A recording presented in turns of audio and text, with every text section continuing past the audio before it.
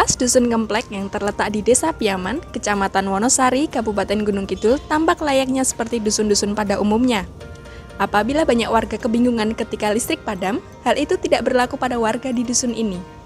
Ketika listrik padam, sebagian warga memanfaatkan panel surya yang terpasang di hampir sebagian besar rumah mereka. Energi terbarukan bukan lagi hanya terbatas pada wacana global, melainkan telah menjadi bagian dari kehidupan bermasyarakat. Keberhasilan pemanfaatan panel surya di Dusun Ngemplek telah banyak mendapat sorotan dari media regional maupun nasional.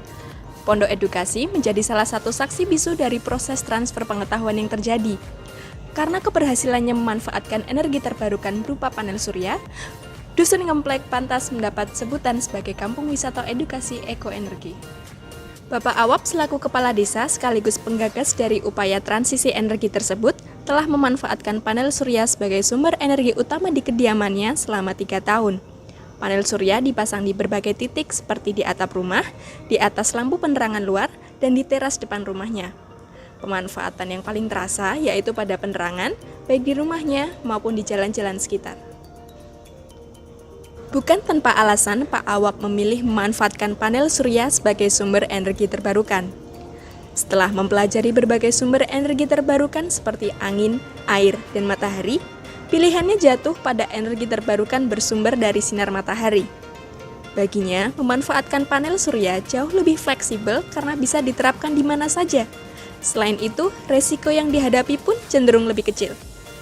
Keputusannya bergelut pada isu dan praktik energi terbarukan, dilatar belakangi kejadian gempa bumi yang berpusat di Bantul tahun 2006 silam. Saat itu, saat malam tiba, hampir seluruh rumah warga gelap tanpa penerangan. Jadi kenapa saya memilih energi alternatif yang matahari? Memang semua ada keuntungan kerugian.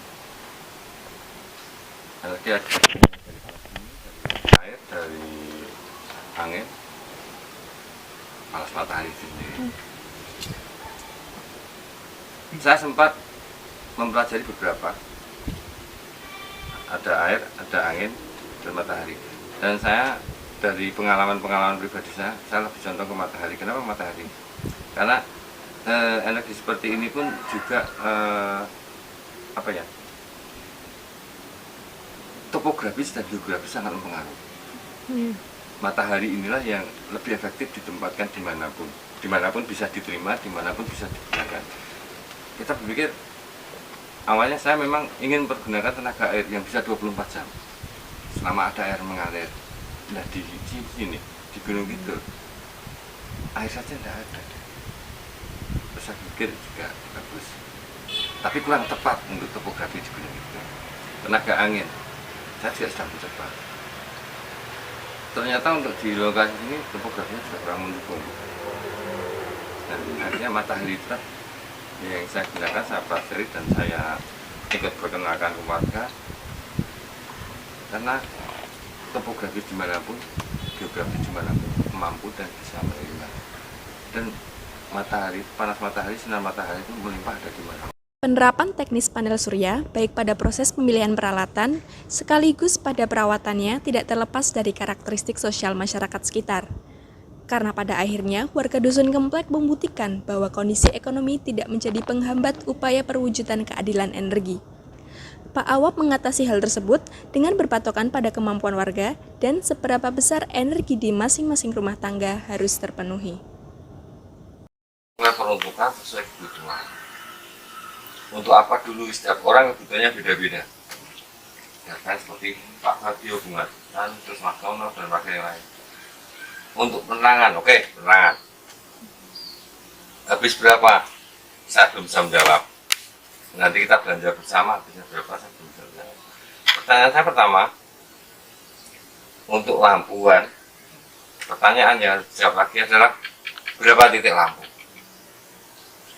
4 titik lampu atau 5 titik lampu, terserah mau ketemu 5 titik lampu atau 4 titik lampu.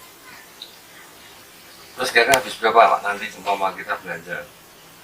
Belum bisa, masih ada pertanyaan lagi. 4 titik lampu. Pertanyaan saya kedua, pengen nyala berapa jam? Pengen nyala 12 jam, oh berarti dari sore sampai pagi. Oke, kamu. Terus berapa? Belum bisa lagi. Pertanyaan terakhir,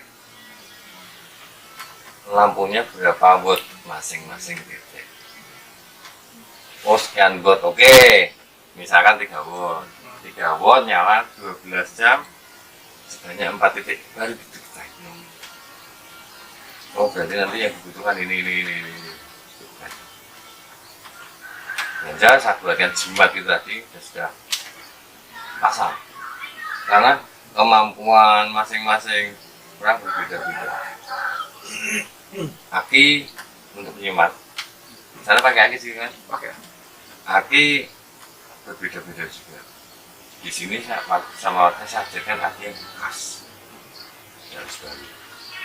Bekas. Kalau baru semua tahu harga baru itu yang 60 ampere atau 80 ampere atau 100 ampere di atas 1 juta.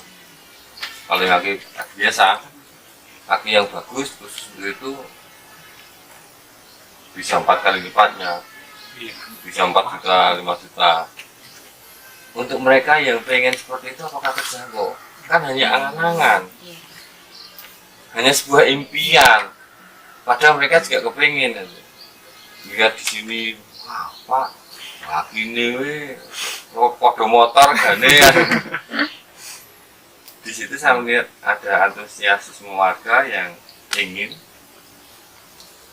tapi ibarat saya bisa mengibaratkan si untuk merindukan bulan dengan hal yang tidak mungkin. Saya mengatakan tetap mungkin, ayo saya mencoba ngajak warga sesuai peruntukan tadi dan menggunakan barang-barang yang bekas, second bukan second. Kalau semua yang pakai alat-alat baru, mulai dari baterai, dari mana baru semua, mungkin sekitar 5 jutaan untuk beberapa jam. Warga nanti setuju kan sama juga liputan keluarga? Nanti bisa tanya habisnya. Ada yang cuma 2 juta, ada yang terjangkau. Karena belum semua warga Dusun Ngemplek memanfaatkan panel surya tersebut, tidak dapat dipungkiri kecemburuan-kecemburuan sosial timbul karenanya. Hal itu terjadi terutama ketika listrik padam. Menurut Pak Awap, cibiran-cibiran dari beberapa warga lain yang belum menggunakan panel surya memang seperti sudah jadi makanan sehari-hari. Bahkan tak jarang mereka disebut-sebut sebagai yang sok pintar, karena bagi mereka membayar listrik dari PLN jauh lebih mudah dibandingkan mengoperasikan panel surya.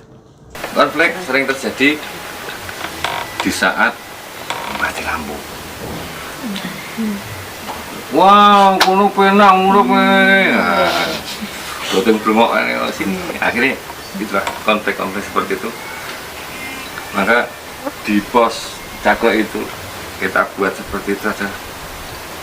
Pertama, memang dipakai untuk anak-anak belajar. Untuk selain di kandang ini, awalnya di kandang inilah pertama. Terus di Cakok itu di saat listrik mati banyak warga yang datang. Awalnya memang mereka menjigit sampai ada crash. Pak Awap tidak ingin hanya dirinya lah yang menjadi peran sentral. Oleh karena itu, ia mengedukasi tetangga sekitar, salah satunya adalah keluarga Pak Bagio dan Mungadiam. Mereka menyatakan apabila perawatan panel surya juga relatif lebih mudah. Ia cukup melihat ketinggian air dalam aki dan mengecek instalasi listrik. Selain itu, biaya yang mereka keluarkan untuk baterai aki juga lebih murah karena memanfaatkan baterai aki bekas. Tinggal, gue mikir, ngarep bayar, mau beruang gani buruh. Gani buruh ki ya nek dongane bulan sang bayar listrik. Ning nek ora buruh ya rasa bayar listrik gek golek utangan, ora risiko. Lah gandeng pasang ngono ki beban nyuda, ngene entek 100, karek entek 50. Biasa entek 20 rak ngirit. Hal yang menarik terkait pemanfaatan panel surya yang lain menurut Pak Awap tidak terbatas pada persoalan pemenuhan kebutuhan energi. Baginya, ketika warga telah berhasil dididik untuk disiplin, maka manfaat lain akan jelas terasa. Salah satunya saat lampu penerangan rumah akan menyala dan mati secara otomatis. Ketika hari telah gelap dan lampu belum menyala, warga akan dipaksa untuk lebih menghafal serta memahami lingkungan sekitar rumahnya. Hal ini akan berguna ketika terjadi bencana dan listrik padam total. Saat itu, warga tidak akan mengalami kesulitan untuk mengevakuasi diri sendiri.